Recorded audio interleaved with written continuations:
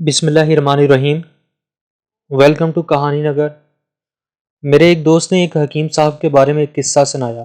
حکیم صاحب کے ایک مریض تھے جو سالہ سال سے حکیم صاحب سے علاج کروا رہے تھے، لیکن افاقہ نہیں ہو رہا تھا۔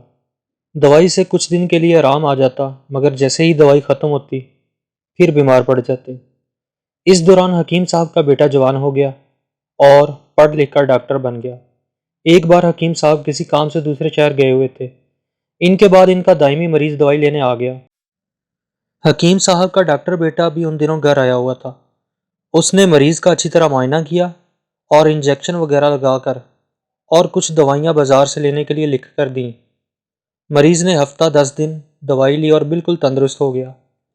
ادھر حکیم صاحب اس کے آنے کا انتظار کرتے رہے، لیکن جب کئی ماہ تک ان کا مریض نہ آیا تو ان کو لگا کہ ان کا مریض اللہ کو پیارا ہو گیا ہے۔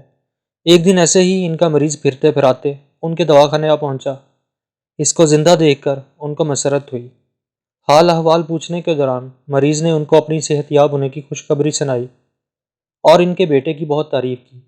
حکیم صاحب کو دل ہی دل میں بیٹے پر بہت غصہ آیا، لیکن اوپر سے انہوں نے بھی خوشی کا اظہار کیا۔ کچھ دنوں بعد ان کا ڈاکٹر بیٹا چھٹی پر گھر آیا تو حکیم صاحب نے اپنے بیٹے کو خوب ڈانٹ پلائی اور بولے، کم بخت، اسی مریض کی بدولت تجھے پڑھایا لکھایا ڈاکٹر بنایا۔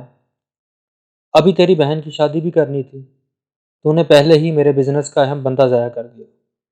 بات سوچنے کی ہے، جس معاشرے میں مریض کا علاج بزنس سمجھا جائے، جہاں سڑک اس خیال سے ناکارہ بنائی جائے کہ سال 6 ماہ بعد ٹوٹ پھوٹ کے بعد پھر نئے سرے سے بنائی جائے تاکہ گلشن کا کاروبار جاری و ساری رہے، جہاں ہر چیز 1 نمبر 2 نمبر 3 نمبر کے حساب سے تیار کی جائے اور بتا کر بیچی جائے، اس 10 نمبری معاشرے میں بسنے والے انسانوں کو کس کو رحم آئے گا؟ جب میں تم سے صرف اس صورت بچ سکتا ہوں کہ اپنی آنکھیں کھلی رکھوں، جہاں مسجد میں سے نماز پڑھ کر اپنے جوتے غائب نہ ہونے پر دل کی گہرائیوں سے رب کا شکر ادا کیا جاتا ہو، اس پاپوش نگر میں انسان سے زیادہ جوتا مہنگا ہو جائے تو تعجب کیسا؟ شکریہ۔